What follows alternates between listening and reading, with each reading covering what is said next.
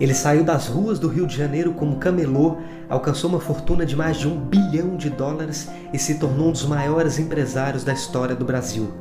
E hoje eu vou te contar a incrível história de Silvio Santos.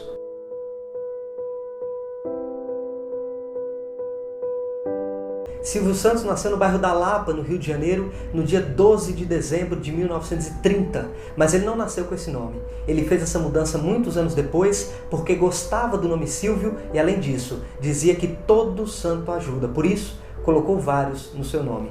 Mas seu nome verdadeiro, aquele que está no RG, é Senhor Abravanel. Silvio Santos nasceu em uma família simples. O seu pai fugiu da cidade de Salônica, na Grécia, para não servir o exército turco e foi ser jornaleiro na cidade de Atenas. Sem perspectiva nenhuma, pegou um navio e foi para Marsella, na França, onde se tornou uma espécie de camelô, vendendo pistache e amendoim em lugares públicos. Só havia um problema: essa atividade era proibida e ele acabou sendo preso e expulso do país. Logo em seguida, ele pegou um novo navio e desembarcou no Rio de Janeiro. Como ele falava vários idiomas, começou a trabalhar como intérprete e guia turístico. E algum tempo depois, juntou um dinheiro e abriu uma loja na Praça Mauá. Anos depois, o pai de Silvio ficou completamente viciado em jogos de cassino e perdeu tudo. O que ele ganhava de dia na loja, ele perdia de noite no jogo. E é exatamente aí, nesse momento, que nasce a história de empreendedorismo de Silvio Santos. Ele ficou extremamente revoltado com aquilo que estava acontecendo com o pai e, com apenas 14 anos, largou um curso de contabilidade que estava fazendo para trabalhar e ganhar dinheiro. 2 meses depois, retornou, concluiu o curso, mas sem deixar a sua ambição para trás. Nesse momento, fica nítido, muito claro, a veia empreendedora que acompanhou Silvio Santos durante toda a sua trajetória. Digo que se o regime comunista amanhã me acordar dizendo assim: Silvio Santos, virou comunista, virou? O que eu tenho que fazer? Plantar cana? Eu vou ser o melhor plantador de cana. Eu vou doutrinar e vou ser chefe do partido, não para ganhar dinheiro, nem pelo poder, pela satisfação de fazer o melhor de mim. Agora, eu digo também, se chegar um partido e disser agora é o partido não trabalhista, o que é isso? Não precisa trabalhar, só jogar buraco, ler, nadar, pescar, eu mudo de país. Embora ainda muito jovem, Silvio já era extremamente inteligente e visionário. Um sujeito capaz de olhar para o mercado, identificar uma oportunidade e agir rápido para colocar o seu plano em prática. Por exemplo, quando ele decidiu trabalhar e ganhar o próprio dinheiro, ele fez uma análise de mercado e percebeu que os salários nas casas comerciais e nas repartições públicas eram muito baixos. Por isso, ele precisava desenvolver uma ideia que ele pudesse trabalhar menos e ganhar mais. Ou seja, mesmo naquela época, ele já conhecia muito bem o conceito de escala. E foi andando pela Avenida Rio Branco que ele teve uma excelente ideia. O Brasil estava na época das primeiras eleições após a queda de Getúlio Vargas. Getúlio havia sido deposto em 1945 e as eleições para presidente da República, buscando um sucessor para Getúlio, haviam sido marcadas para 1946. O Brasil não votava há 15 anos, por isso a população estava com uma euforia muito grande. E foi justamente por conta dessas eleições que Silvio Santos se tornou camelô. Sabe por quê? Em um depoimento ele disse o seguinte, que estava passando pela Avenida Rio Branco e viu um homem na rua gritando com uma capinha de título de eleitor na mão. E aquele homem vendia todos os produtos com muita facilidade. E aquilo impressionou o Silvio Santos. Ele olhou, esperou o homem vender toda a mercadoria e o seguiu para ver onde ele ia comprar. Então ele descobriu que aquele sujeito comprava aquela mercadoria em uma loja que vendia atacado. E ele ganhava mais de 50% de lucro com aquela venda. Silvio esperou o homem sair e comprou uma capinha por 2 cruzeiros. Ele foi para a avenida e rapidamente vendeu, dizendo que era a última. Então ele voltou na loja, comprou mais 2, guardou uma no bolso, levantou a outra e começou a gritar novamente que era a última. Vendeu rapidamente. Tirou a outra do bolso, gritou de novo que era a última e vendeu. Então ele foi na loja mais uma vez, comprou mais e mais. E foi assim que Silvio Santos se tornou camelô. Ele trabalhou muitos anos nessa profissão e faturou alto. Silvio vendeu capinhas para títulos de eleitor, caneta e chegou a faturar um valor equivalente a 3 salários mínimos por dia. Mas essa profissão não era tão fácil. Muitas vezes, os fiscais pegavam todas as mercadorias daquelas pessoas que trabalhavam ali. E Silvio Santos, diversas vezes, discutia com esses fiscais. E um belo dia, ele discutiu com um sujeito chamado Renato Maria Lima, que era diretor de fiscalização da prefeitura. Como o Silvio Santos ainda era adolescente, Renato queria levar Silvio para um juizado de menores. Mas conforme ele foi conversando com o jovem rapaz, ele percebeu que Silvio Santos era diferente. Havia algo de especial naquele garoto, então ele mudou de ideia. Ele pegou um cartão e pediu para que Silvio Santos procurasse um amigo dele na Rádio Guanabara. Silvio Santos foi. Quando ele chegou lá, por coincidência, estava acontecendo um concurso de locutores com mais de 300 inscritos. Dentre eles, um rapaz chamado Chico Anísio e um outro chamado José Vasconcelos. Silvio Santos venceu o concurso e logo em seguida foi contratado como locutor. Trabalhou 2 meses e depois abandonou o cargo e voltou a ser camelô porque descobriu que o salário era muito baixo. Tempos depois, com muita saudade do rádio, Silvio começou a trabalhar na Rádio Continental, que ficava em Niterói. Ele trabalhava das 22 até a meia-noite e sempre saía correndo para pegar a última barca que saía de Niterói em direção ao Rio de Janeiro.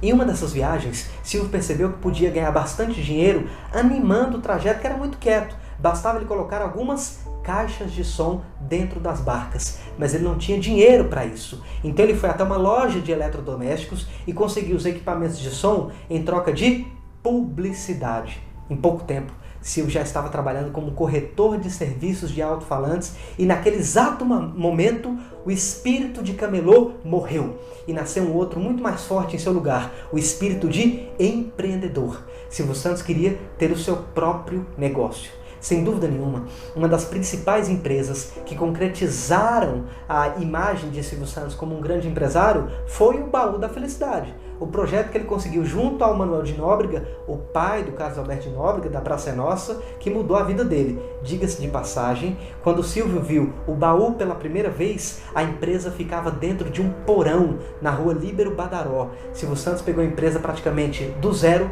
e transformou ela em uma das marcas mais conhecidas do Brasil. Depois de tudo isso, a entrada de Silvio Santos na televisão, apresentando o programa Vamos Brincar de Forca na TV Paulista no ano de 1961 e a luta de Silvio para conquistar o seu próprio canal de televisão, sem dúvida nenhuma, transformou a vida de Silvio Santos e mudou, fez com que ele pudesse mudar de patamar. Porque o homem brasileiro, desde o faxineiro até o presidente da República, nenhum deles sai de casa dizendo, hoje eu vou errar, hoje eu vou errar. Não, não. Todos saem de casa com a intenção de acertar.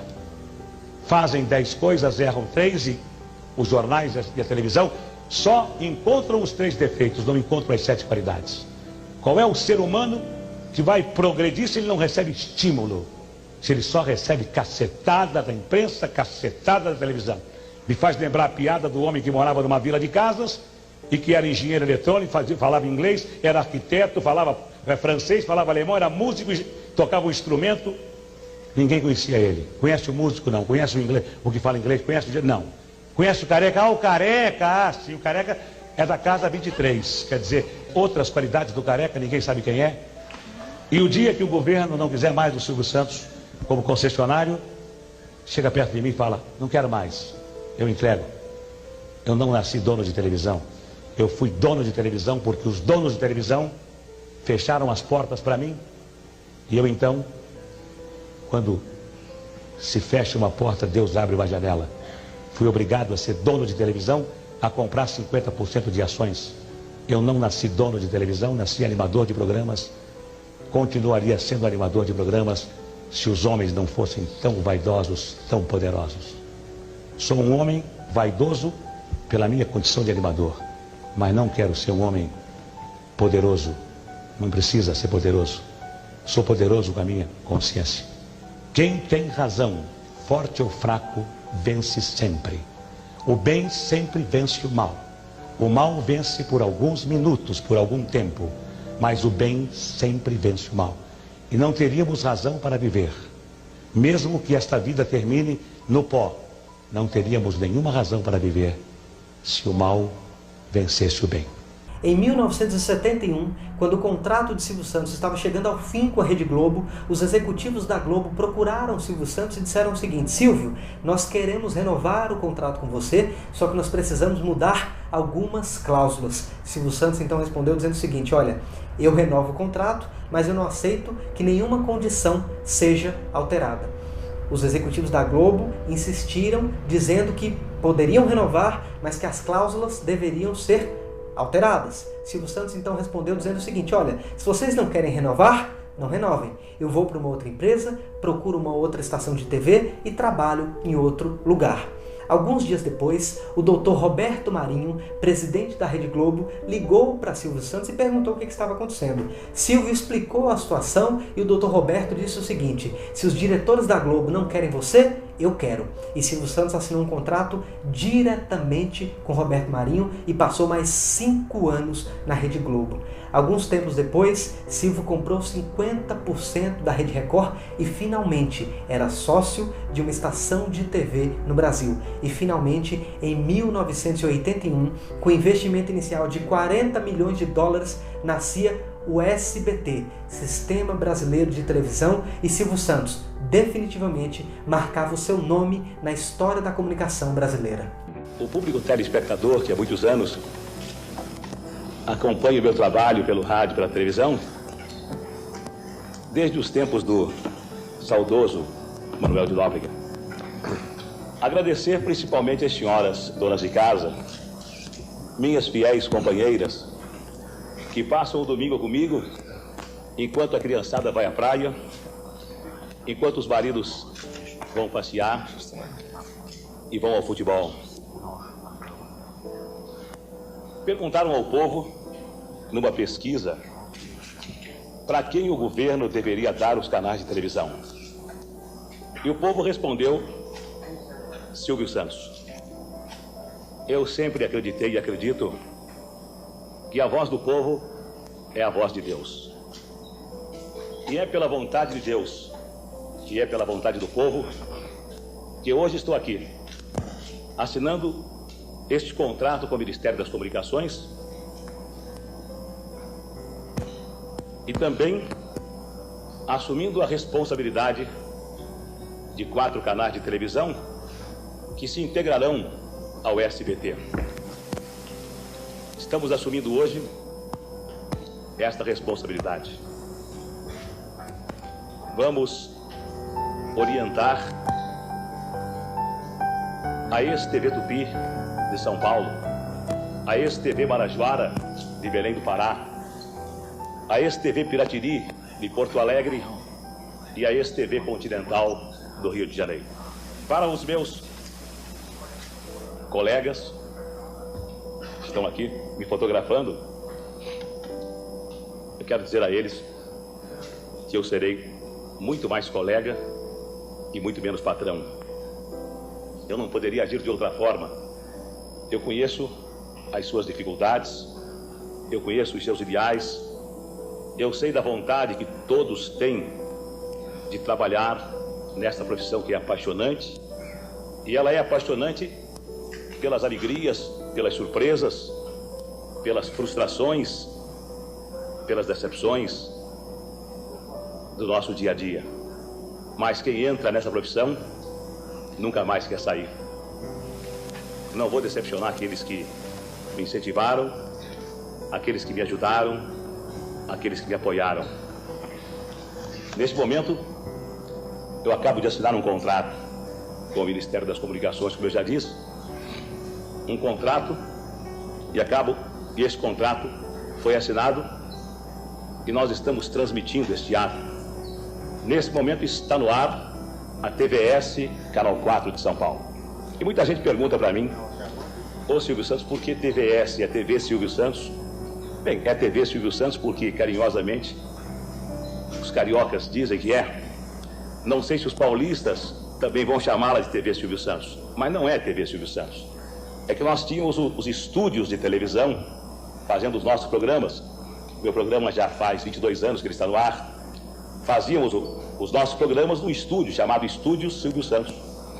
E quando o governo nos deu um canal de televisão, esse canal ficou sendo a TV dos estúdios. então a TV Estúdios. Por esta razão o nome TVS, Canal 4 de São Paulo, que está no ar. E está no ar cumprindo a sua finalidade de abrir um novo mercado de trabalho e de oferecer a vocês, telespectadores, uma opção, uma programação variada, repleta de atrações. Bem, parece que a luta terminou. Embora o Mauro Salles tivesse dito para mim agora, Silvio Santos, não terminou, começou. É possível que tenha terminado, é possível que vá começar, mas eu peço a Deus que me dê saúde, eu peço a Deus que me ilumine, que me ajude, e peço a Deus também que abençoe o nosso país e que abençoe este povo admirável, este povo carinhoso que nele vive. A todos vocês, muito obrigado. Ao contrário do que muitas pessoas pensam, Silvio Santos não é apenas um gênio da televisão. Ele é também um empresário muito acima da média, sem dúvida nenhuma, um dos maiores da história do Brasil. Só para vocês terem uma ideia, ao longo da sua trajetória, Silvio criou uma estrutura circular, ou seja, um modelo de negócios onde todas as empresas estão interligadas. Um negócio vai puxando o outro e assim por diante. Só para você ter uma ideia, eu vou dar alguns exemplos para que isso fique bem claro. Para aproveitar melhor o espaço publicitário dos seus programas de televisão, que naquela época só tinha o Baú da Felicidade como anunciante, Silvio Santos criou uma empresa chamada Silvio Santos Publicidade Limitada. Para aproveitar melhor o Baú da Felicidade, ele começou a sortear casas e criou uma construtora chamada Cisan. Logo em seguida, ele teve a ideia de vender produtos a crédito e criou uma empresa chamada Baú Financeira. Depois, ele começou a sortear carros e criou uma concessionária chamada Vimave. Depois, ele teve tanto dinheiro que comprou um banco, o Banco Pan-Americano, que foi vendido em 2011 por 450 milhões de reais para o BTG Pactual. Você percebe como dentro dessa estrutura, todas as empresas, uma consome da outra? Então esse tipo de modelo de negócio deixa muito claro a visão e a capacidade empreendedora de Silvio Santos. Que não deve preocupar quem quer se meter em qualquer tipo de negócio é não se preocupar com os elogios ou com as críticas. Se você vai entrar em qualquer mercado, não importa que esse mercado tenha um líder e que você nunca possa se aproximar do líder, se você não sonhar alto, se você administrar bem a sua empresa com os pés no chão, não se preocupando nem com o primeiro colocado, nem com o segundo, nem com o último colocado, se você fizer aquilo que a sua intuição manda e usar bom senso, deixando de lado a vaidade, você tem todas as possibilidades de conseguir o seu objetivo. Não tenha dúvida. Só não consegue o objetivo quem sonha demasiado. Só não consegue o objetivo quem pretende dar o passo maior do que a perna. Só não consegue o objetivo quem acredita que as coisas são fáceis. Todas as coisas são difíceis. Todas as coisas têm que ser lutadas. E quando você consegue uma coisa fácil, desconfie, porque ela não é tão fácil quanto parece. Continue trabalhando, continue apostando na sua intuição, continue com os pés no chão e não se importe com o que a sua esposa fala, com o que os seus filhos falam, com o que os seus amigos falam. Se importe com aquilo que você vive o seu dia a dia. Pelo menos foi assim que eu consegui, de camelô a ser banqueiro.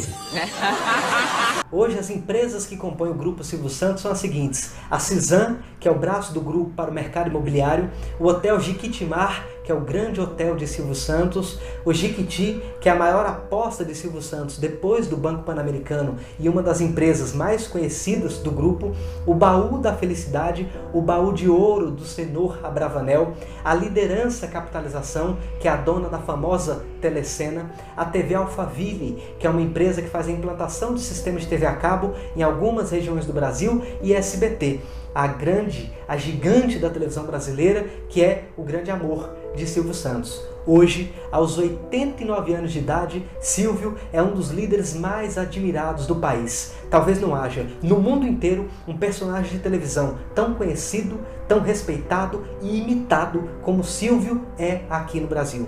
Mas nós não podemos esquecer do empreendedor, que vai muito além desse personagem de televisão. O homem que saiu do nada, numa esquina do Rio de Janeiro, vendendo canetas e se tornou um dos homens mais importantes da história do Brasil. Eu gostaria de encerrar esse vídeo com uma mensagem de Silvio Santos falando sobre um dos principais ingredientes do empreendedorismo, uma palavra mágica chamada atitude. Se você gostar desse vídeo, não se esqueça de se inscrever no nosso canal do YouTube. Um grande abraço e até a próxima.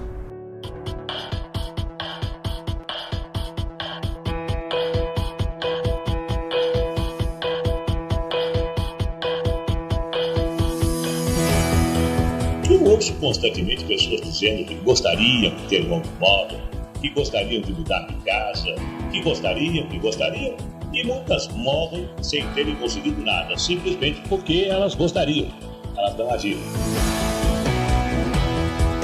Se nós ficarmos confortavelmente sentados em nossas poltronas, apenas criticando e nos lamentando da situação, sem tomarmos nenhuma atitude e esperando que alguém resolva todos os nossos problemas, nós vamos ficar rodando em círculos e com certeza nada vai melhorar.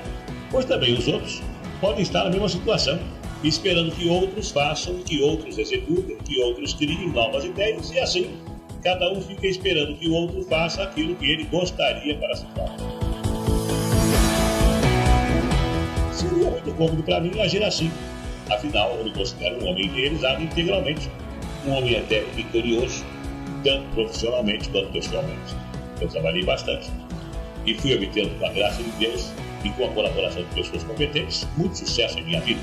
Claro que não foi fácil, podem ter certeza disso. Várias vezes eu precisei deixar de desfrutar o convívio com a minha família, pois estava envolvido em projetos que dependiam da minha participação ativa e constante. Podem acreditar que não foi fácil. É quase uma vida de luta.